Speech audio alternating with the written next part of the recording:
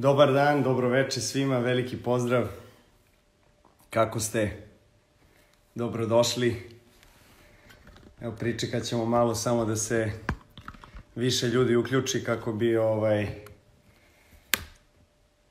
mogli da krenemo, da ja kažem neke uvodne reči u ovaj serijal koji ćemo raditi na srpskom jeziku. Jako se radujem. Srpskom jeziku pod nazivom Svesno življenje.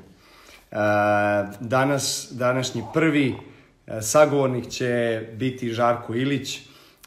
Juče smo najavili to na Instagramu. Žarko je moj dugogodišnji prijatelj, neko sa kim sarađujem, od koga puno učim u životu. On je lekar klasične medicine, takođe i reiki učitelj, jedan od mojih životnih učitelja, jedan od mojih mentora u životu i naravno jedan od najdražih prijatelja. Veliko mi je zadovoljstvo što ćemo ga imati danas u našem live-u i što ćemo moći da pričamo o vrlo interesantnim temama.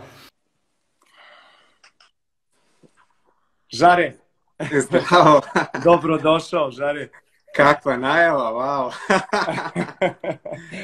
Pa to je, nisam stigao sve da kažem lepo o tebi, imam samo lepe stvari o tebi da kažem i zaista mi je veliko zadovoljstvo što si s nama danas, ali pre nego što krenemo, izvini samo trenutak da ja isključim ove komentare koje sam malo pre rekao da ću raditi da bi mogli da se skoncentrišemo, pa ćemo, ako se slažeš, u posljednjih 5-10 minuta razgovora da pogledamo pitanja i da odgovaramo na pitanja. Mislim da ima puno ljudi koji su zainteresovani ti postave pitanje i meni na vrlo, vrlo interesantne teme, siguran sam, koje ćemo obrađivati sad u narednih sat vremena.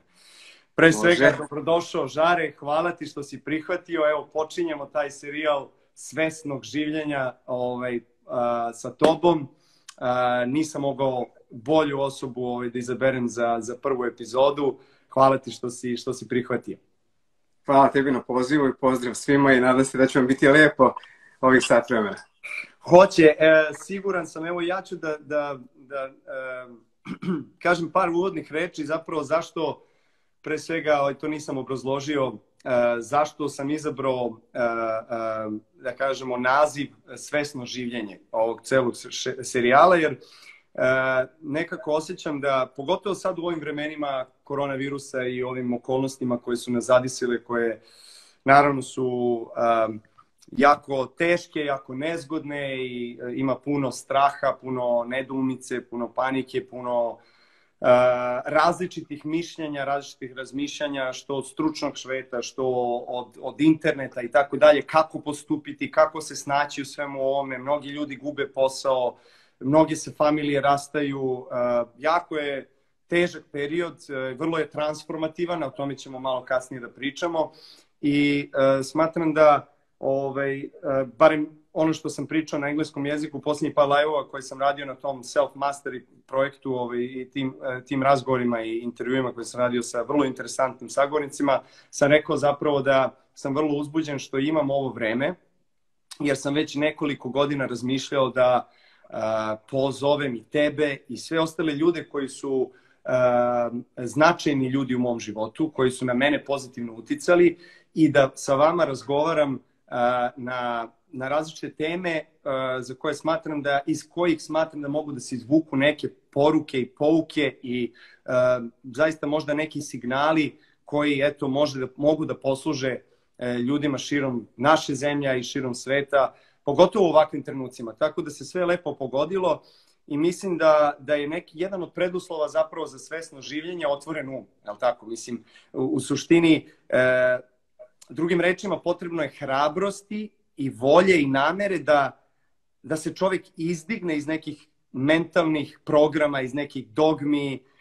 koji su mu na neki način nametnute iz prošlosti, iz detinjstva, jednolična razmišljanja, obrasci ponašanja, prosto određena formula za život i kako ja trebam razmišljati, kako se razvijati, šta raditi, kako završiti sve to i tako dalje. Ja nemam ništa protiv tradicije i kulture, pogotovo one naše, obožavam je i zapravo se jako ponosim, ali smatram da pogotovo u ovakvim trenucima kada nas je zadesila epidemija u čitavom svetu, da je prosto neminovno da mi moramo da otvorimo svoj um, da usvajamo i druge načine razmišljanja, viđanja sveta i tako dalje. I sad ne kažem da neko mora da istupi iz svoje neke komfortne zone na prvu loptu, nego prosto smatram da čovjek treba da ima otvoren um, jer ja sebe smatram čovekom koji gaji upravo te karakterne osobine, da borim se za slobodu govora, za slobodu da imaš pravo da se izraziš, da svako može da kaže kako se osjeća, jer verujem da svako od nas može da uči čitav život. Ja jesam dostigao vrhunac u svom sportu, ali opet smatram sa druge strane da imam puno još toga da naučim u tenisu. I trudim se da ne dozvolim egu da nekako nadvlada nadamnom i da mi ne dozvoli da ja učim i da se razvijam i da se usavršavam. Tako da, eto, ovaj čitav serijal se nekako vrti oko toga, to je neki nukleus svega. Nadam se, eto, da ćemo današnjim razgovorom malo da zagolicamo maštu ljudima i da ja sam jako uzbuđen da tebi postavljam određena pitanja. Evo, počet ću sa prvim. Pre svega, za sve ljude koji te ne poznaju, kako je tvoje životno putovanje? Kako si uopšte došao do ove tačke u tvom životu? Prvo na početku da kažem da konačno ljudi mogu da vide Novaka Đokovića, onog drugačijeg. Ja sam uvijek govorio ljudi, vi ćete tek shvatiti ko je Novak Đoković i što on ima da ponudi. Konačno mogu da te vide onako kakve ti zaista jesi, kakve si u privatnim razgovorima, a to je neko širokih shvatanja, širokih vidika, onaj koji ne samo da ima hrabrosti da zakorači u neke nove stvari, nego i da nauči i da kaže da ne zna i da istražuje i tako dalje. Mislim da je to jako bitno za sve nas. A moj put je išao potpuno naopako, da ne ulazim u detalje, piše na mom blogu i sajtu i tako dalje. Ja sam samo istraživao gde je uzrok bilo čega. I isto kao i ti, imao sam hrabrosti da čeprkam golicam. I onda sam prvo studirao farmaciju, tu sam dao sve ispite, ali nisam diplomirao, otišao na medicinu i onda moj put se završio na doktorskim studijama medicine i tako dalje i tako dalje.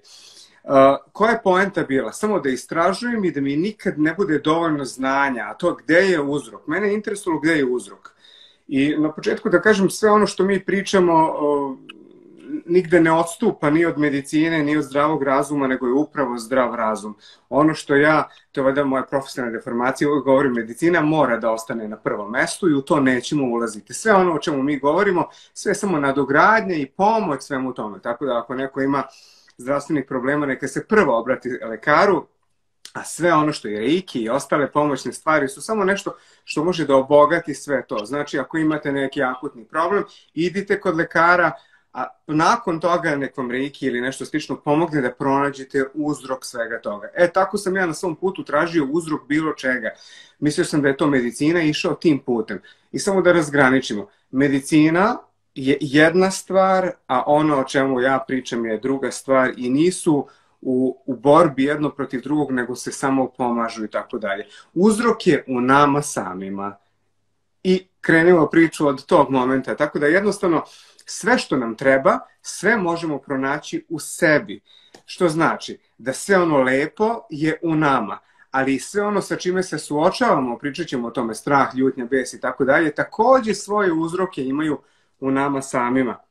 I ne trebamo ni prebacivati ni na koga drugog, ni na što drugo, nego samo pogledati u sebe. I kao što si lepo rekao malo pre, najveći strah i najveća hrabrost je pogledati sebe u ogledalo i shvatiti ko sam ja. I kuda trebam ići. Tako da i na ovom početku, evo prvo neka ljudi postave sebi pitanje, do kraja ovog razgovora imaće neke teme za razmišljanje u smeru da menjaju sebe. Neka sada zapitaju sebe, da li ste spremni da promenite sebe? Da li ste spremni da upoznate onog drugog ja? Jer često ljudi i probleme, i bolesti, i sve ono na što se žale i što optužuju, jednostavno koriste kao svoj alibi za ono svoje nemanje hrabrosti, za ulogu žrtve koju su preuzeli na sebe i tako dalje i tako dalje. Prvo neka postave pitanje da li smeju, ako ne smeju, da im kažem odmah nije to tako strašno. To je jako lepo, jer jednostavno ono što nas ograničava je naš koji raspolaže sa tih 5 čula koje su jako tupa, a naša duša zapravo ima beskrajnično čula. Tako da samo pomozimo da komunicira sa našom dušom, da upoznamo same sebe i da upoznamo jednostavno sve ono što nam život daje i onda shvatimo koliko je život lep, koliko je sve sada i ovde i koliko smo mi zapravo predodređeni da uživamo u svim blagodetima koje su nam namenjene, a to je jako jednostavno. Ne trebaju vam nikakvi life coachevi. Ja verujem da na kraju ovog razgovora imat ćete mnoge odgovore na ta pitanja i daćemo neke jasne smernice šta prvo uraditi, jer jednostavno ne trebate zavisiti ni od koga, samo od sebe samog. Sjajno, Žare. Žarko je autor 10 knjiga. Jedna od mojih omiljenih je Buđenje sopstvene svetlosti i rekao si, Žare, da je potrebno hrabrost i zapravo najveći strah, potrebno je i velika hrabrost da bi se prebrodio taj strah, da se pogledaš u ogledalo i stvarno istinski, dubinski sebi postaviš pitanje ko sam ja, da li sam ja u potpunosti ispunjen, srećan, zadovoljan, da li volim, da li sam voljen, da li sam uspešan u ono što radim, da li je moj život sa svrhom, ka čemu idem i tako dalje, tako dalje. Postavio bi ti sad drugo pitanje, šta je to za tebe svesno življenje? Kako osvestiti sebe, svoj i kako doživeti neko prosvetljenje, neko buđenje kako bi bio zapravo u svakom trenutku najbolja moguća verzija sebe? Ljudi jednostavno kada se kaže reč probuđenost ili prosvetljenje zamišljaju neke indijske gurue koje lebde iznad zemlje i ne znam ni ja šta. A to nije tako. Samo to buđenje ima mnogo nivoa i verujem da samo oni koji sada uživaju dok ovo slušaju jesu već probuđeni, jesu već prosvetljeni u nekom smislu, tako da nije to ne znam ni ja šta isijavate svetlost, nego samo da razumete sebe, to je već probuđenost. A šta to znači? Da jednostavno ajde na početku budemo svesni trenutka u kome smo. A to je, ja sam sada u razgovoru sa tobom. Za mene ne postoji ni prošlost, ni budućnost. A to su dve glavne iluzije između kojih smo mi zarobljeni, jer zapravo i u toj prošlosti i u toj budućnosti zapravo su otvorena vrata i za strah, i za brige, i za slutnje, i za strepnje, i za sve ono što nam izvlači ogromnu energiju, a zapravo ne postoji. Samo neke istraživanja kažu da 98% naših briga nikad se ne ostvari. Pa zar za onih 2 da ja trošim svoju energiju i potpuno sebe parališem za sve? Za početak, budite svesni trenutka u kome ste. A znate kako? Jednostavno, postavljajte sebi pitanje kako se ja sada osjećam? Odakle dolazi to osjećanje? Iz koje misli?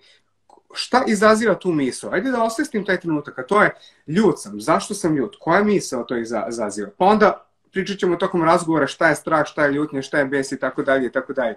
Jer jednostavno moramo znati, ja sam to u jednom od posljednjih mojih tekstova, a i u novoj knjizi, ti još uvijek nisi dobio, izašla je pre par dana Buđenje, dobit ćeš je, u kojoj pišem jednostavno, i fizika je to dokazala, jednostavno neki fizičari koje ja neizmjerno poštujem su dokazali da jednostavno sva naša stanja imaju određene frekvence.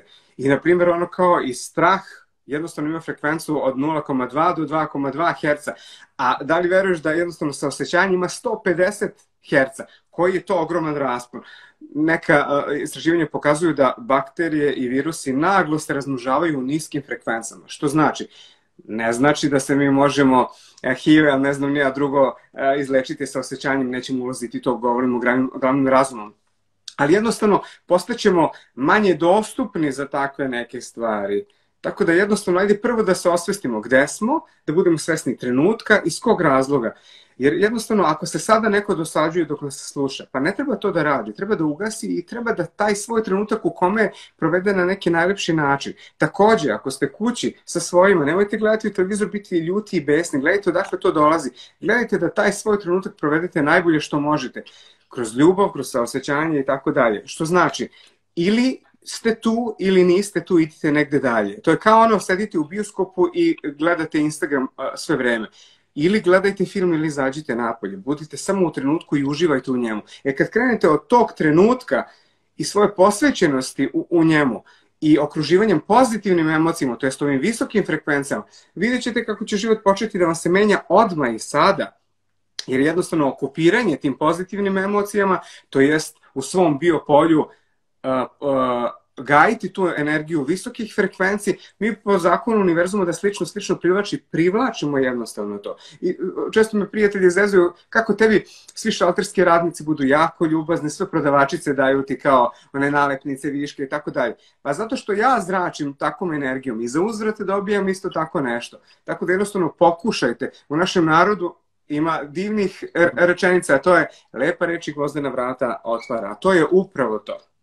Da, pa baš o tome što pričaš interesantno je, jer često svi mi to doživljavamo, stalno imamo neke strahove od nečega i naravno živimo u jednom tehnokratskom vremenu i jednom razdoblju gde smo zavisni od svih aparata, telefona, televizora, to nam je glavni izvor informacija, ne može da se pobegne od informacija, čak i ako ne pališ televizor, recimo mi u kući kod nas jako retko palimo televizor i uglavnom pratimo dešavanja ako to želimo na način na koji mi to želimo, preko društvenih mreža ili preko nekih naših bliskih ljudi, ali opet nekako dođu informacije do tebe, okolina, sredina u kojoj se nalaziš i tako dalje. I kada čuješ tako neke vesti, pošto uglavnom u medijima, kažemo u javnom mnjenju se mnogo češće pojavljuju vesti koje malo mrače, kako bih rekao, izazivaju upravo tu emociju straha, emociju panike, emociju da si uvek u nekom deficitu. Stalno nešto nedostaje, moraš da imaš više ovoga, moraš više onoga, ne smeš ovo da radiš, moraš ovoliko i tako dalje. I imaš uvek nekako osjećaj kao da neko drugi više zna od tebe ili da je neophodno da bi ti sada, ne znam, bio savestan građanin ili šta god, da moraš potpunosti da daš svoje poverenje i kontrolu nad svojim životom nekom drugom. Ja sad ne kažem, naravno, postoji država, postoji zakon koji svi poštujemo i tako dalje. Znači ne ulazim u to, ne idem u krajnost. A onome o čemu ja pričam sada, o čemu si ti malo pregovorio, je zapravo to osvešćivanje i saznanje zapravo koliko ti imaš moći da imaš kontrolu nad svojim mislima, nad svojom realnošću unutrašnjom, a uzročno-posledično i spoljašnjom realnošću. Kažu čaša ili polupuna ili poluprazna, je li tako? Znači sve zavisi od naše percepcije života. Kako izaći iz te emocije kada mračiš i sebe, mračiš druge, sediš i prosto ne možeš da se skloniš. Nešto je to, toliko je to jako da prosto ne dozvoljava ti i ti hoćeš i zapravo ulaziš onda sljedeći korak, ako se slažeš sa mnom, u taj mentalitet žrtve. Znači, ja sada namjerno hoću da izazovem neki konflikt, neku svađu sa bližnjima, sa nekim s kim god, sa samim sobom, sa svetom, svi su protiv mene ništa ne ide, nemam sreće i tako dalje. Znači, namjerno hoćeš da izazoveš u sebi tu ulogu žrtve i praktično ti nesvesno ili svesno sam sebe još više zakopavaš. Kako se izdići iz svega toga? Dolazimo tu i do ljutnje i do straha i do svega ostalog. Opet da počnemo od početka. Jednostavno, za početak trebamo da budemo svesni da sve što nam se u životu dešava polazi od nas i da je sve u službi nas samih. I uvreda i sve to što dolazi iz spoljne sredine i tako dalje. Za početak, prvo postavite sebi pitanje, jel vi želite da vam bude bolje ili ne želite? Ako ne želite da vam bude bolje, pa onda ko vam kriv. Ako želite da vam bude bolje, ima načina. A da li, izvim što te prekidam. Sad, jako mi je bitno, možda ulazimo malo dublje sad u filozofiju, ali mnogo ljudi je zbunjeno, a znam i ja sam sebe ponekad uhvatim tu, iako se trudim stvarno da živim svesno i da stalno radim na tome, imam te mentalne treninge i vizualizacije i sve ostalo što i radim između ostalog sa tobom, posebne tehnike, da osvestim svoje misli i da razumem šta se događa. Ali ljudi ne mogu ponekad da prave razliku između toga ko je to ko u meni želi da se osjeća loše i ko je to u meni ko želi da se osjeća bolje. Shvataš? Znači, koja je to diferencijacija? Smo mi polarno nekako imamo neku dualnost u sebi, je li to samo jedna persona neka unutra, je li to samo ego ili nije ego, ko smo zapravo mi? Evo ovako, prvo mora da znamo da mi nismo rođeni ovdje, da bismo jeli, spavali, išli na posao, razmnožavali se i tako dalje, onda bismo bili konji, krave i tako dalje. Ipak, smisao postojanja života, ako ulazimo u filozofiju, ipak nešto više. A šta je to više? Učenje, lekcija i evolucija kroz lekcije. Jer da bi ja dosegao mir, spokoj i sve ostalo, moram doći do stanja odsustvo želja, žudnji i tako dalje i tako dalje. Da bi to postigao, moram proći kroz razna iskustva, naučiti određene lekcije i postati na neki način nedodirljiv toga. Šta to znači? Naprimjer, imam neki strah od nečega. Proživeti taj strah, naučiti lekciju zašto se on pojavljuje i tako dalje, znači jednostavno više se ne suočavati s tim. Evo samo mali detalj kako naš mozak radi. Jedna od mnogobrojnih blesavih stvari koje sam u životu radio, to je učio sam da vozim avion. I postoji sada jedna tehnika da vi avion morate da podižete na gore i u isto vreme ga okrećete ovako sa strane naopako. To su one neke sile koje mi ne doživljavamo ovde na ulici. Prvi put kada sam to uradio, moj mozak, moj je potpuno podivljao. Ja sam došao do ivice padanja u nesvest i potpuno bio mokar do gole kože. Instruktor mi je rekao, wow, super si to uradio, ajde, nećemo ostati za drugi čas, ajmo sad i na drugu stranu, što se inače radi u 2 dana. Ja sam u tom momentu pomislio, ovo je lud, ja ću pasti u nesvest. Ja ovu količinu straha i užasa podneti neću moći. Ali gdje smijem da mu kažem neću i tako dalje, ajde da se suočim, ajde da iskoristim sve ono što ljudima govorim. Jer ako sam prihvatan suočenje sa svime time, ulazim u to. Ako se i desi da padnem u nesvest, pa postoje duple komande, on će preuzeti avion da vozi. Ja sam ušao u manevar posle par sekundi. Umesto onog jezivog straha od kog sam mislio da ću da urlam i padnem u nesvest, ja sam doživao toliko pozitivnu euforiju. Šta se desilo? Moj mozak je jednostavno primio informaciju, zapravo proživevši nešto, naučio lekciju, dobio informaciju i samim tim počeo da prihvata to na potpuno drugačiji način. Ja sam posle toga bukvalno doživeo pozitivnu euforiju umesto straha. Razlika par sekundi. Što znači, svi strahovi one koji postoje u našem životu, mi se ne plašimo samog procesa, nego posljedice koja mislimo da će da se desi nakon tog procesa. Što znači, plašimo se same iluzije.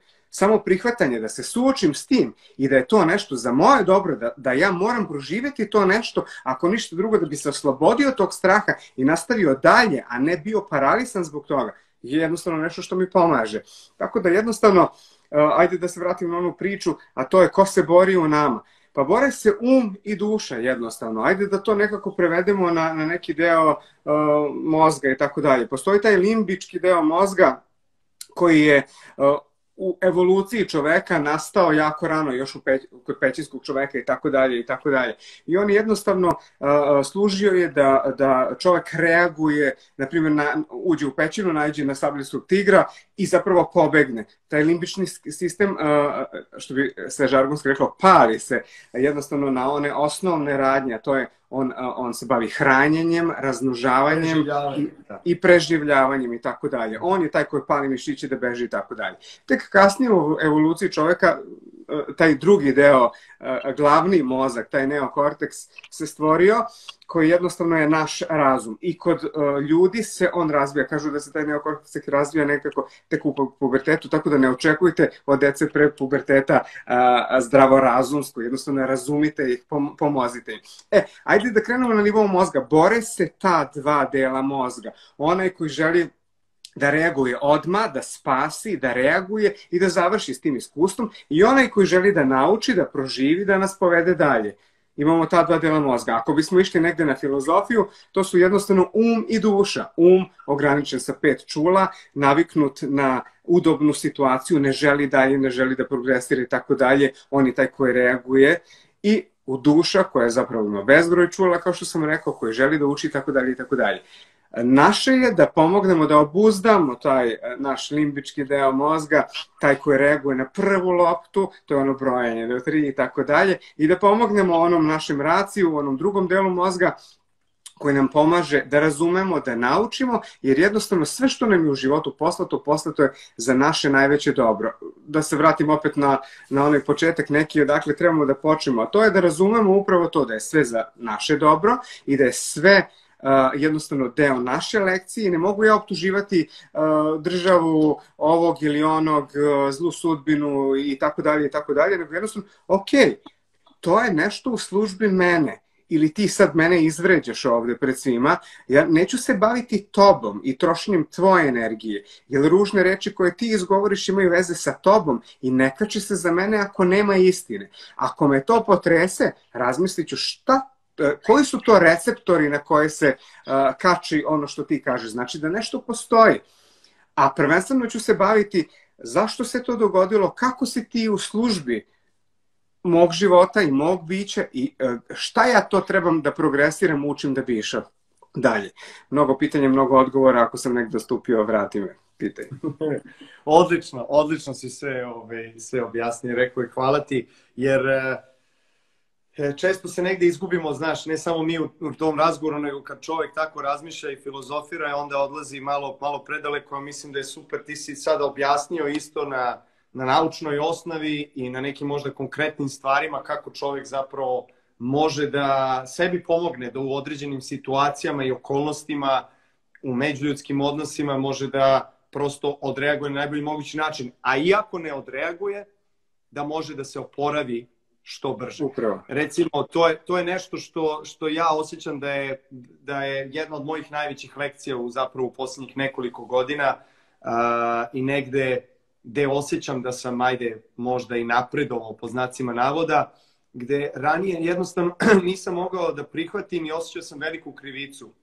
Kada sam uradio, recimo nešto uradim na šta nisam ponosan na terenu, ponašam se ružno, opsujem, bacim reket, slovim reket i tako dalje.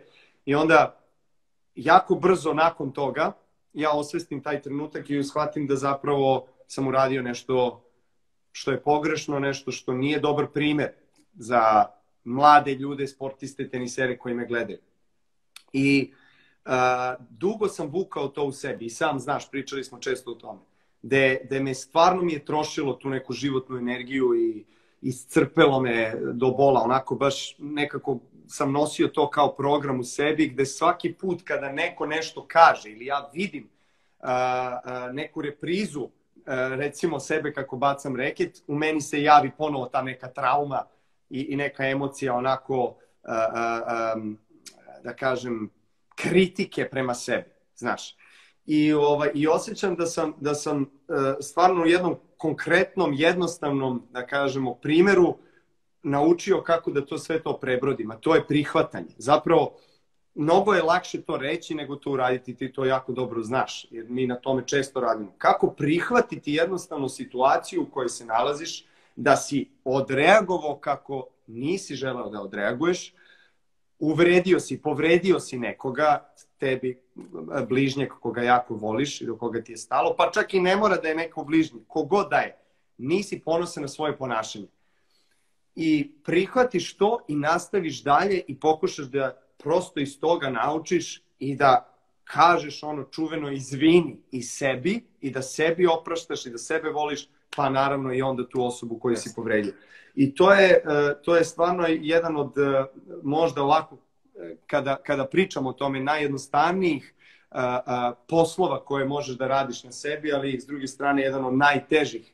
Jer smo konstantno u nekom izazovu, u nekom iskušenju. Stalno svesni smo kako trebamo po nekim životnim načelima, postulatima da se ponašamo, da govorimo, da delamo, ali s druge strane desi nam se da imamo neki prosto izliv besa, ljutnje i tako dalje. I sad, hoću da te pitam, kada se tebi desi lično, ili recimo možeš i svoj primjer da koristiš, a možeš i da recimo koristiš primjer iz tvog rada sa mnogim ljudima koji dolaze kod tebe.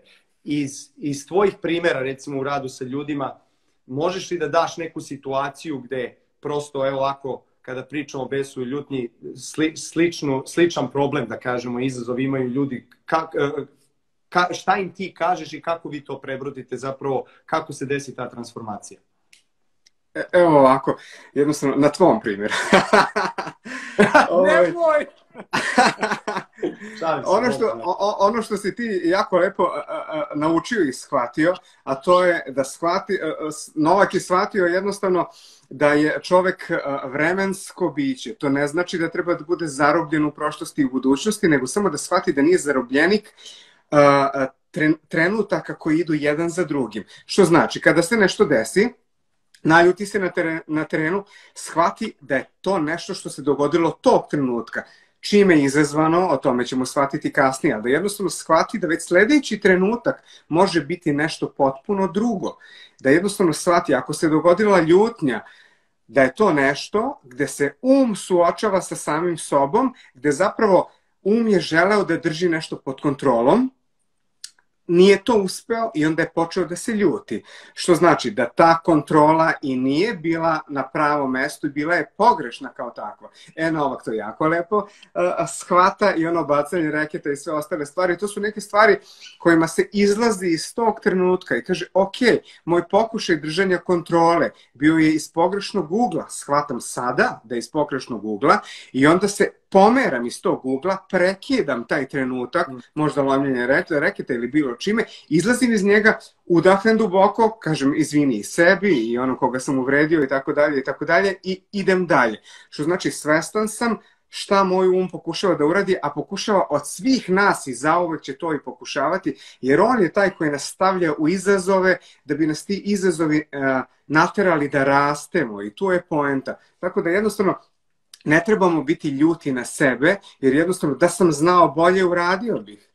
Jednostavno znam da moram izaći iz tog trenutka i idem dalje. Nisam ljut ni na koga drugog, jer jednostavno ako sam ljut na njega, znači da je on izazvao nešto u meni, da sam ja pokušao da ga kontrolišem, a čim to nije uspelo, znači i ne treba da bude i idem dalje.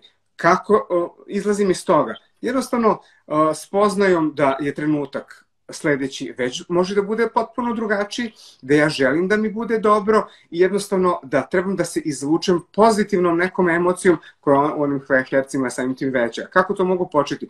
Pa hajde da krenem sa zahvalnošću. Jer to je predivna stvar koja može da nas iščupa iz najgoreg stanja. I pokušajte, ja to često ljudima kažem, a to ono malo pre kad si rekao, kako da se izvučem kad me obuzbe neko stanje iz koga ne mogu da izađem. Hajde samo imajte spremljenu listu i pokušajte da budete zahvalni za nešto. Često mi ljudi kažu, pa ja ne mogu se setim nešto da budem zahvalan. Ja kažem, kad imaš slobodnog vremena, idi u čekaonicu urgentnog centra i provedi tamo samo 15 minuta gledajući. Nakon toga imaćeš mnogo razloga da budeš zahvalan za sve ostalo. Hvala ti univerzume, hvala ti Bože što dišem, hvala ti što razgovaram sada s tobom, hvala ti što je lep dan, hvala ti što sam imao danas da jedem nešto. Ma ima se bezbroj nekih divnih stvari na kojima možemo biti zahvalni. Zahvalnost je jedna predivna emocija koja izaziva sve blagodeti koje su nam namenjene, koje nas čupa iz najgorih mrakova i izvodi ka najvećem svetlu. Tako da, ajde krenite sa zahvalnošću. Ako ništa drugo, imate spremljenu ceduljicu u džepu na šta da budete zahvalni. A jednostavno tu smo otvorili priču i straha i ljutnje i svega ostalog, što je jednostavno nešto što su dela našeg ograničenog uma, a moramo pomoći tom umu da bi se on oslobodio toga i krenuo kod pozitivnih emocija koje su saosećanje i najveće od svih ljubav i tako dalje. To je divno, divno. Znači, praktično, zahvalnost je transformacija u pozitivnom smislu straha u tom momentu besa i ljutnje i svih tih emocija. Jeste. I ono kada Novak šalje ovako, šalje ljubav svima, šalje zahvalnost svima, celom svetu i sebi i tako dalje, tako da šalje najdivnije pozitivne emocije. I super što si to spomenuo, jer dobio sam onako nekoliko puta baš pitanje od ljudi koji su mi bliski kao, pa čekaj, ti igraš protiv, na primjer, najvećih rivala svojih negde na najvećim stadionima i sad oni navijaju čitav meč protiv tebe, svi, i to je očigledno. I ti, uprko svemu tome, ti održiš taj svoj ritual i ti šalješ ljubav svima i nasmeješ se svima nakon meča. Zato što si shvatio i to jako dobro znaš da su ti oni pomogli da izvučeš najbolje iz sebe i hvala njima.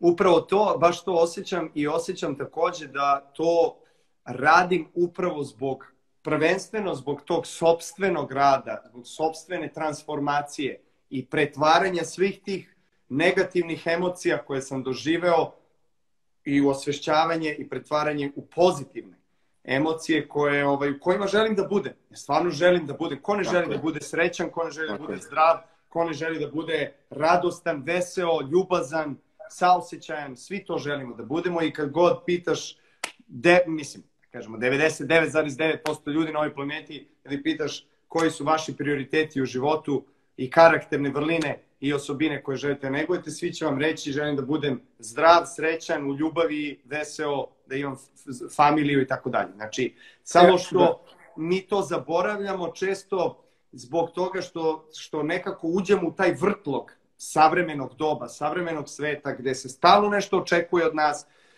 gde god da se okrenemo u komercijalnom svetu, uvek smo u nekom nedostatku nečega, uvek jurimo nešto. Znači, nikada nismo u potpunosti zadovoljni, jer bit ću samo zadovoljan kada budem ostvario ovaj cilj, kada budem, ostvario svoje snove. Ja sad pričam iz sopstvenog iskustva, apsolutno. Ne govorim uopšteno o ljudima, jer ne bi dozvolio sebi da govorim nešto uopšteno ako ja to prevashodno nisam doživeo.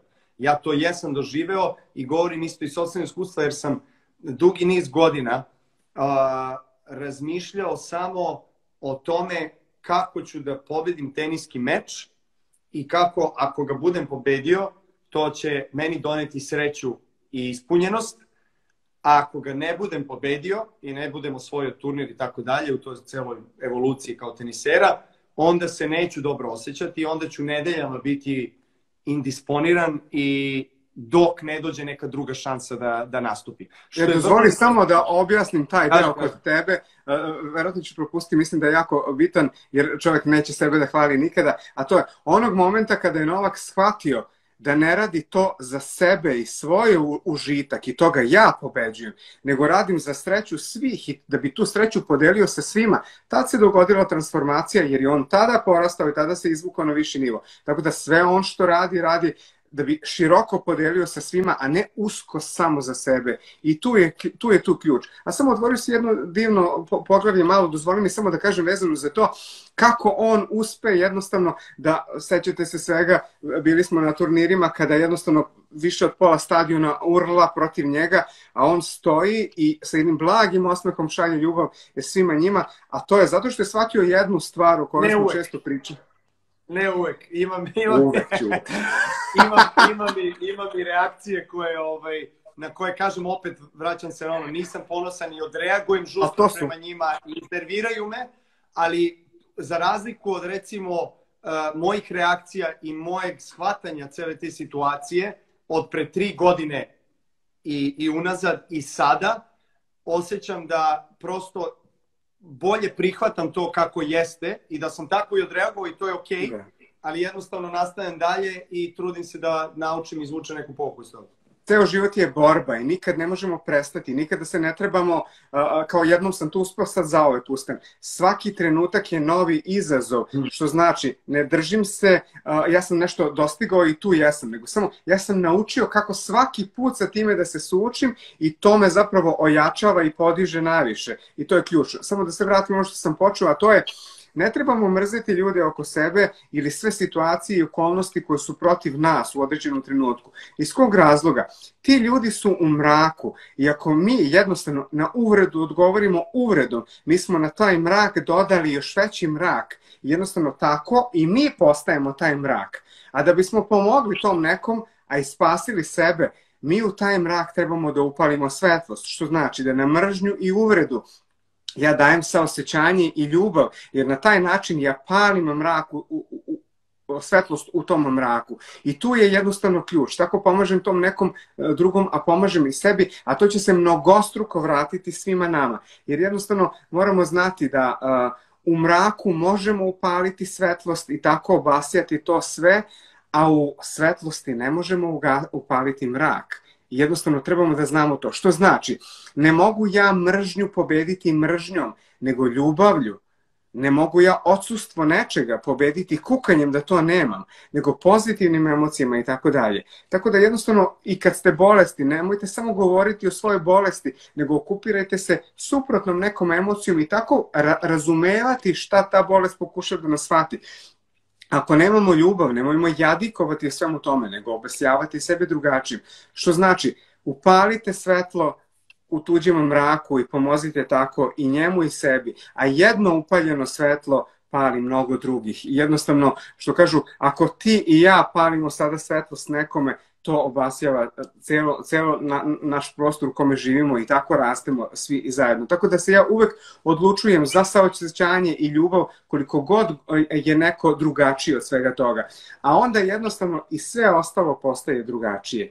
Onda se i smanjuje ta svetlost, a opet taj mrak i to ujedanje tih drugih je zapravo samo njihova vapaj za pomoći i ne trebamo ih odstraniti svojom mržnjom, nego im pružiti ruku i saosećanje i tako im pomoći. Jer zato nas i grizu, jer traže pomoć, a ne znaju kako to na drugačiji način. Opet dajem svoj primjer, a mislim da će se mnogi pronaći u tome, nezavisno da li se baviš sportom i bilo kojom drugom strukom u životu.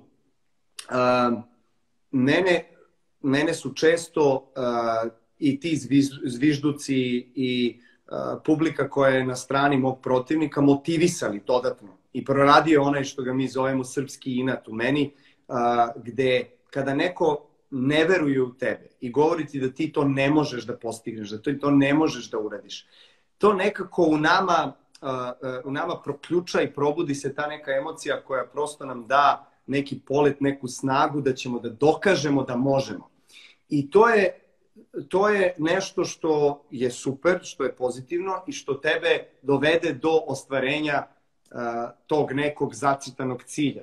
Da li je u pitanju teniski meč ili bilo šta drugo u životu. Ali sada pitanje ovo što si ti malo pre pričao. Kako ćeš sada nakon završetka tog meča ti u sebi posmatrati i negovati to iskustvo i taj doživljaj? Da li ćeš da prosto shvatiš to kao jednu neminovnu realnost, okolnost, situaciju koja se desila i kao takvu uzeti kao veliku lekciju i biti zahvalan na istom i prosto ne gajiti te neke negativne emocije, ljutnje, mržnje prema nekome i tako dalje, animoziteta. Jer, na primjer, kao teniser, ja već 15 godina unazad se vraćam u ista mesta. I u nekim mestima u kojim igram širom sveta me više podržavaju ili vole, po znacima navoda, u nekim manje. I ja sam sad svestan da je to prosto tako kako jeste, ja to moram da prihvatim. Ali sam primetio da u prvom delu moje karijere, gde sam se upravo ponašao tako, ja sam jači od njih, pokazao sam im, ne volim ja, oni mene ne volim ja njih, boli me da ga ne kažem šta, idemo dalje, ja dolazim tamo sledeće godine i osjećam da onaj neki, onako baš neko stezanje u stomaku, neki loš osjećaj što sam tamo. Jer ne osjećam da sam dobrodošao, ne osjećam da pripadam. Iako možda sa spoljašnje strane stvarno to tako nije. Ja sam pitao ljude u mojem okruženju koji su stalno sa mnom, od porodice, familije do mog stručnog štaba, i oni su mi govorili da je njihova osjećaj, njihova percepcija onoga kako, recimo, oni to vide, da je drugačije od moje. Jer ja sam gajio tu neku emociju, majetu, tamo me ne vole i tako dalje. I onda sam prosto morao da to transformišem u sebi i osjetio sam da iako sad, ne znam, neću da imenujem neka mesta, očigledno na nekim mestima me manje podržavaju, ja kad god odem tamo, ja se radujem da odem tamo, zato što se radujem da imam priliku, pre svega, da se takmičim, radim ono što volim i u čemu uživam i shvatam da i ti ljudi koji dolaze da gledaju moje mečeve su sastavni deo ekosistema tenisa i života mog. I zašto bih ja sebe doveo u neku kompromitujuću situaciju u samom sebi, da ja sad ulazim u to neko stanje gde mračim i sebe, mračim i njih i prosto ne može da se ne osjeti to. I automatski i ono malo ljudi koji možda hoće da me podrži i gde možda imam šansu da transformišem publiku u svoju korist da me podržavaju, ja to zbog toga što imam takvu emociju i tako viđenje svega, ja prosto ceo stadion okrenem protiv sebe. Znači, prosto osjećam da nije bitno samo kako se osjećamo u tom trenutku kada nešto doživljavamo, nego prosto kako ćemo mi dalje da se nosimo sa tim sećanjem, sa tom memorijom tog trenutka i tog doživljaja.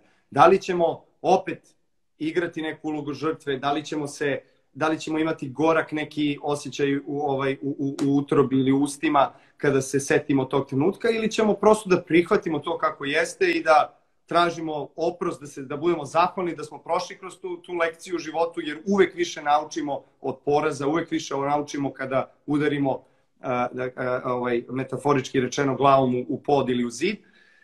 I na taj način vidim zapravo najveću transformaciju, jer ti si onda potpunosti zaštićen kako god u sebi. Čak i da je situacija takva, možda i gora, opet si ti sasvim okej sa tim jer si ti to prihvatio. Evo da ja zapravo objasnim šta si ti sada rekao, još malo dublje. A to je sljedeće, da jednostavno shvatimo da nije poenta da li si pobedio ili nisi pobedio, nego jednostavno sam proces kao takav. I da shvatimo da neuspesi su delovi uspeha i da jednostavno uspeh zapravo napravljen na temeljima zapravo mnogo neuspeha. I što kažu, da bi nešto uspeo, ja moram puno puta pokušati, učiti puno lekcija, usavršiti taj proces da bi uspeo. Tako da taj uspeh nije tad si pobedio, nego i oni prethodni neuspesi su zapravo bili delići tog uspeha kao takvog. Znači, biti svestan procesa, a onda samim tim kad smo svesni procesa, mi onda nemamo gorak ukus, idem ponovo tamo, šta će da se desi ili tako dalje. Nego samo nastavljam svoj put. To ja često ljudima kažem kada idu na ispit. I ne trebate ispit gledati kao nešto, idem ili da položim ili da padnem, nego idem samo da proverim dokle sam stigao. Tako da svaki moj izlazak je bliži cilju, pa sad kad uspem da uspem. I to je jednostavno tako, to je jedna stvar. Druga stvar koju si ti shvatio, a to je da jednostavno mi smo iskre velike svetlosti koje je oko nas. Zovimo je Bogom ili univerzum ili kako god već želimo. I da jednostavno, ako ja kao ta iskra stojim ovde i predstavljam to nešto, pa i čitav taj kosmos je oko mene i taj Bog je sa mnom i tako dalje, samim tim bit ću pozitivan, bit ću srećen, prvo sramota me od njega da budem drugačiji, a samim tim ako je on tu, onda je sve mnogo lakše i mnogo jače kao tako. Tako da biti svestan procesa, biti svesni kosmo i onda jednostavno ništa ne može biti loše. Jer ne postoje dobre i loše stvari, nego samo dobre i one koje nas vode ka dobrom. A onda nije teško doći ponovo na isto mesto, igrati sa istim ljudima i suočavati se sa istim problemima i tako dalje. Jer su svi oni delovi jednog te istog procesa koji nas vodi ka nečemu dobrom našem. Fenomenalno, Žare, fenomenalno. Pre nego što pređemo na pitanja, posljednje pitanje bih ti postavio vezano za običaje, to jest rutine svakodnevne. Da li imaš neke predloge konkretne, da li je pre svega to bitno? Da li je možete bitno da mi postavimo sebi neku rutinu dnevnu i recimo za mene jeste lično zato što mi daje neku vrstu mentalne bistrine, jasnoće, ja počnem dan kako valja, kako da kažem, i kontrolišem ja kako će taj dan izgledati. I prosto šaljem neku pozitivnu emociju u sve što budem doživeo u tom danu i imam svoje neke kratkoročne, kako bih rekao, želje i ciljeve koje želim u tom danu da ostvarim i zadatke, a takođe za tu nedelju ili mesec ili godinu i tako dalje. Da li je to bitno i ako jeste, šta bi ti savjetovao ljudima da rade apropo svega ovoga što smo pričali? Super, hvala ti, mislim da je to super za kraj reći. To je ono na početku što smo rekli. Mi jesmo deo ovog elektromagnetnog polja u kome smo ovog sveta, ove države i tako dalje i tako dalje. Ali takođe i sve što se dešava izvan toga kao izazov nama i kao iskustva jesu deo naših života. Ali takođe možemo napraviti svoje stakleno zvono unutar toga i postati na neki način nedodirljivi od svih loših stvari koje nas izazivaju. A šta je to? Krenimo od dnevnih rituala i svega onog što mi jesmo. Hajde da jednostavno budemo opet osvešćeni u svemu tome. Ako ste, što kažu, spavali u nekom krevetu, ajde ujutru ustanite i namestite taj krevet kao što ćete uveče doći i leći u taj isti krevet. Hajde, odredite da se to dešava u neko isto vreme i nekako budite deo tog rituala kao takvog. Sljedeće, hajde pokušajte da one ključne situacije u našim životima, a to je kada jedete ili spavate, ostavite mobilni telefon daleko od vas. Tako da ja ni u trpezariji da jedem, ni u spavajućoj sobi nemam ni televizor, ni mobilni telefon i tako dalje. Jer to je neko moje mesto izvan drugih informacija gdje sam sam sa sobom i svojim mislima i sa sobom samim. Hajde da, što kažu, jedemo bez mobilnog telefona, hajde da jedemo bez televizije, hajde da jedemo bez svađe, hajde da jedemo okupirani lepim mislima, jer mi na taj način programiramo tu hranu. Ako ja jedem ili kuvam tu hranu, svađajući se, pričajući ružne stvari ili misleći nešto drugo, pa ja jednostavno, moje misli su neka energija, neka frekvenca, utičem na to, menjam strukturu svega toga i ja to posle tako zagađeno unosim u sebe.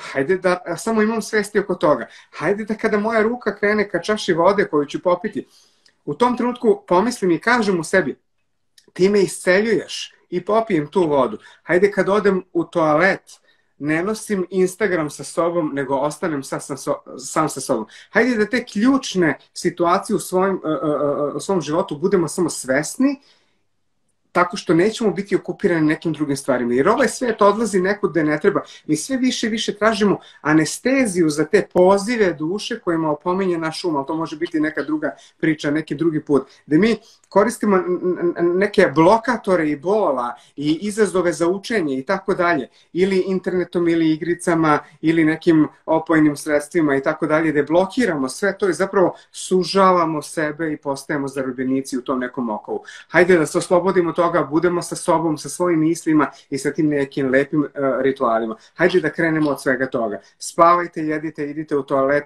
sami sa sobom okupirani lepim mislima. I šta to izaziva, Žare? Jel to prouzrokuje zapravo da ljudi treniraju na neki način, ajde prostim rečnikom, da budu prisutni, da budu u sadašnjem trenutku, da osvešćavaju, da krenu da osvešćavaju svaki trenutak i da razumeju šta to znači biti svestan? Pa znate kako, ako ja jedem i razmišljam o tom zalogaju i pokušavam da osjetim najtananiji ukus svega toga, pa zamislite šta će ta hrana onda uraditi sa mnom. Onda ću postati svestan i šta je mom telu potrebno i šta mu nije potrebno, slušat ću ga i on će tako da me vodi i onda će ta hrana biti lek za mene, a ne samo neki balast kojim se tovarim i opterećujem sebe. Onda će moj život poći potpuno drugačije. I onda smo mirniji, onda jednostavno nema tenzije, onda naš život teče jednostavno. Jer kad smo mi u nemiru i nespokoju, kad naš život ide od stavke do stavke, kada udaramo glavom u neke zidove koje smo sami postavili, a ako jednostavno budemo svesni svega ovoga, za početak nećemo imati te blokove i zidove koji nas opterećuju, nego će zapravo naš život teći, a onda ćemo biti svesni te energije, a onda slično privlači i onda smo potpuno drugačiji. Onda smo jednostavno srećni zbog svega onog što je unutar nas, a ta sreća neće biti nešto za čime ćemo žuditi i tražiti izvan nas. Koja je moć dnevnika, zapisivanja svojih misli, svojih želja, svojih strahova, emocija? Super. Često ljudi kažu da jednostavno pišem dnevnik, znači da sam zarobljen u nekoj prošlosti i planiram neku budućnost. Ne. Taj dnevnik nam pomaže da bolje percipiramo sebe i trenutaka u kojima smo, samo zato što nećemo zaboraviti iskustva koja smo imali, nego će sve te životne situacije neće biti naše traume, već zapravo životne iskustva koje će nam pomoći da sledeće sa kojima se suočimo budu lekovita za nas. Tako da je dnevnik nešto prekrasno što zapravo svi trebamo da radimo i trebamo da pođemo tim putem, jer jednostavno to je kao neki dnevnik gde zapravo znam šta se dogodilo, mogu da uporedim s onim što mi se sada dešava, šta sam izvukao, zbog čega sam ušao u svega toga i da zapravo moj život postane bogatiji i ta situacija će nas omudriti, samim tim sve će nam biti mnogo lakše u buduće. Čitao sam kako mnogi pisci istorijski su vrednovali pisanje dnevnika i kako su govorili da zapravo ne samo pisanje dnevnika, nego uopšte pisanje, sam taj akt pisanja zapravo služi čoveku ne samo da se osvrne na nešto što je doživeo ili da koristi to kao podsjetnik za nešto, nego prosto da oslobodi energiju i da osjeti... Da ona teče. Tako je, da ona teče. I recimo, ja osjećam da meni je prioritet u pisanju dnevnika zapravo to. Jer mnogi ljudi kažu, ja odem fizički da se, po znacima navoda, izduvam, da se istrčim, da odem u teretanu, da igram neki sport i na taj način ću ja da zaboravim na nešto što me tišti. Ja recimo lično nisam osjetio da to može da mi reši problem emotivne vrste. Može da mi promeni energiju i stanje tela i uma u tom trenutku, da se osjećam bolje, apsolutno, da, ne znam, udišem svež vazduh, popijem vodu, da izađem napolje, da se odvojim, provedem vreme sam sa sobom. Ali pisanje ima nešto čarobno u tome, stvarno. Zato što spušta, materializuje sve one naše misli i stavi ih u drugu frekvencu koja onda postaje živa. I uzemljena. Jer ja znam da ti si, recimo, da ti najveći deo svog pisanja vršiš preko kompjutera. Da li imaš, jer ja recimo osjećam, pišem određene stvari preko kompjutera, vezane za možda posao i tako dalje, ali nešto što je lične prirode, ipak više uživam da uzem olovku ili hemijsku i da napišem na papir. Kada pišem knjige, jeste, kada pišem knjige, sve ostalo, kucam jer brže prati misli nego što bi rukom pisao, a kada je nešto meni bitno i moja neka putovanja, moja lečenja samog sebe, moja iskustva, to pišem rukom jer samim tim na taj način uzemljujem svoje iskustvo, svoje naučeno i na taj način zapravo to kolektujem u svoj i na taj način pomažem sebi. Tako da je taj deo uzemljenja jako bitan. Evo, pre pitanja svih naših ovde sa nama na live, dragih prijatelja, još jedno zadnje pitanje. Moć molitve. Pričali smo o zahvalnosti. Kakva je moć molitve? I kakve bi ti molitve, ajde da kažemo, možda ukazao, preporučio, na primjer, ljudima? Jer to je jedna isto osetljiva stvar, naravno, delikatna. Svako ima svog Boga u koji veruje, sad, naravno, to je neki lični izbor. Ali da li postoje neke univerzalne stvari koje bi ljudima pomogli da u nekim trenucima kratko samo osete, kako bih rekao, ispunjenost kada bi nešto u sebi rekli ili možda čak na glas? Mi jednostavno živimo tu gde živimo i hvala Bogu imamo tradiciju koja je zasnovana na toj divnoj komunikaciji sa samom sobom. Molitva je zapravo predivan način na koji način ja komuniciram sa onim božanskim u sebi, sa svojim višim ja, ako ćemo na način psihologiji. Često ljudi kažu da sve ono čime se ja bavim reiki i tako dalje, da je protiv Boga i tako dalje i tako dalje. Onda kad pročitaju moje tekstove i knjige i nađu masu nekih stvari koje ih podsjete na nešto tradicionalno i na nešto što razne religije, posebno naša, govori, onda kažu pa čekaj, pa ti kao to nije to. Pa kažem, pa samo se informišite pa ćete vidjeti. Ja zaista toplo preporučujem svima da pronađu svoju neku molitvu i na svoj neki način da se obrate onom nečem unutar sebe. Jednostavno znajte da Bog živi jednostavno u vama samima, u ljubavi prema onome što dajete drugima i ljudima oko sebe. I da jednostavno, ja kažem, Bog živi u tim lepim trenucima kada mi delimo ljubav i saosećanje sa svim ljudima oko nas, bilo da su nam bližnji, bilo da su nam neprijatelji kao takvi. I na taj način i ja nekako formiram neku svoju molitvu i jednostavno obraćam se tom nekom višem ja, nazovimo ga Bog, univerzum, kako god želimo. Ali mislim da je to jako bitno. Krenimo od onih koje se predlažu u raznim molitvenicima i tako dalje, ali nađite svoju, ona će biti najmoćnija i najjača. Divno. Jer tako komuniciramo sa sobom i sa onim božanskim u nama. Hvala ti puno. Sada ćemo da uključimo ovako komentare i da vidimo, ući ćemo u pitanja. Hvala svima što ste bili strpljivi. Evo, prošlo je preko sat vremena sada. Fantastičnog razgovora. Sada ćemo da vidimo koje su vaše. Postavite slobodno pitanja. Ja ću sada prođem kroz vaše komentare Pokušat ću, aha, evo ga, ovde je ikonica za pitanja. Evo, imamo preko 100 pitanja, sad ću da pogledam, Žare. Wow. Evo, od profila Aleksićeva zauvek, pitanje je kako prebroditi emotivnu prevaru i konstantno kontaktiranje sa bivšom.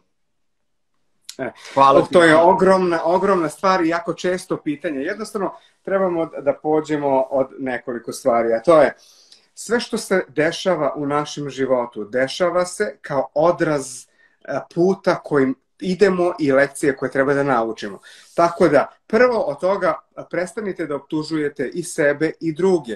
Gledajte šta možete da naučite iz čitave te situacije, ne da biste bili žrtva i ponizno se vratili ili vratili nekoga sebi, ne ni da bi nekom nabili na nos nešto, nego šta ova situacija ukazuje da se dešava u mom životu.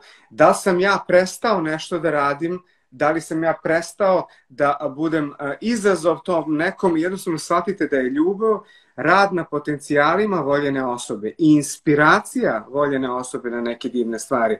Ako se dešava nešto što prekida vezu kao takvu, prvo pođite o sebe i razmislite da ste prestali vi da budete inspiracija vašem partneru, to jest da ste prestali da inspirišete vašu osobu, da ste prestali da se trudite, da dajete sebe, da dajete ljubav, saosećanje i tako dalje. U svakom slučaju, ogromna je to tema, ali nikad nemojte sa optužbama, mržnjom i tako dalje, nego pođite od toga šta ova situacija govori meni, gde se ja nalazim u sadašnjem trenutku, gde odstupam od svega toga i kako mogu da se vratim na taj put. Evo još jedno pitanje, ja mislim da si praktično odgovorio na ovo pitanje, ali ajde možda ti proceniš da nisi. Kako rešiti konflikt sa roditeljima? Jednostavno moramo da shvatimo ovako. Ono što nipošto evo, da se zahvalim samo profil Mata Rugana. Hvala na pitanju. Da. Evo ovako. Ono što prvo moramo da znamo, a to je da roditelje nipošto ne smemo ne voleti, ne smemo im zamerati i tako dalje. Mi smo izabrali naše roditelje i iskustva koje će nam dati.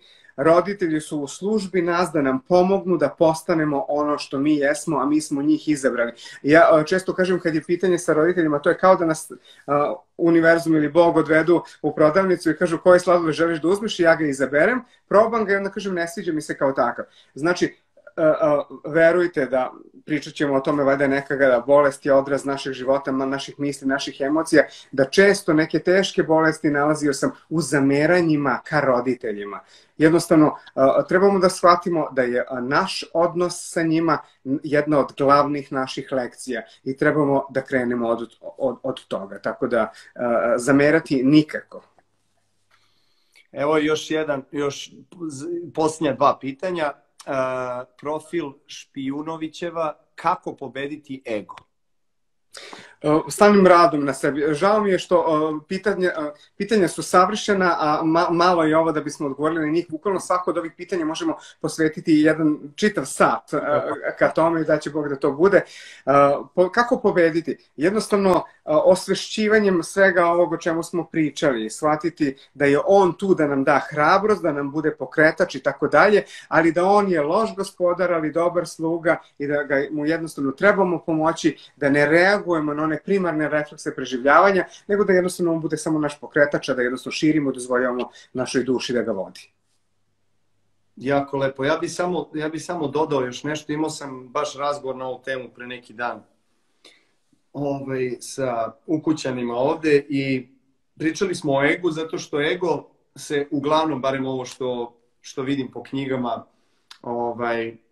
i u psihologiji, predstavlja kao neprijatelj, kao nešto što nije deo nas. Ja imam malo drugačije mišljenje. Smatram da mi nismo ego, apsolutno, ali da živimo u istoj kući sa ego. I onda samim tim, ako verujemo u Boga i ako je Bog nas stvorio ovakve kakve jesmo i ako smo zahvalni na tome, onda smo zahvalni automatski na egu. Jer ne možemo onda ego da posmatramo kao nešto što je van nas, zato što je u nama. I verovatno do posljednjeg daha našeg u ovom životu mi ćemo imati njega uz nas, u nama, i on će nam praviti izazove, zadatke, iskušenja i tako dalje. Tako da interesantno je baš... Da. On je tu da nam pomogne, da nas stavi u situacije koje su nam potrebne i da nam pomogne da ih naučimo. Upravo to. I ne možemo bez njih. Evo, posljednje pitanje, Žare.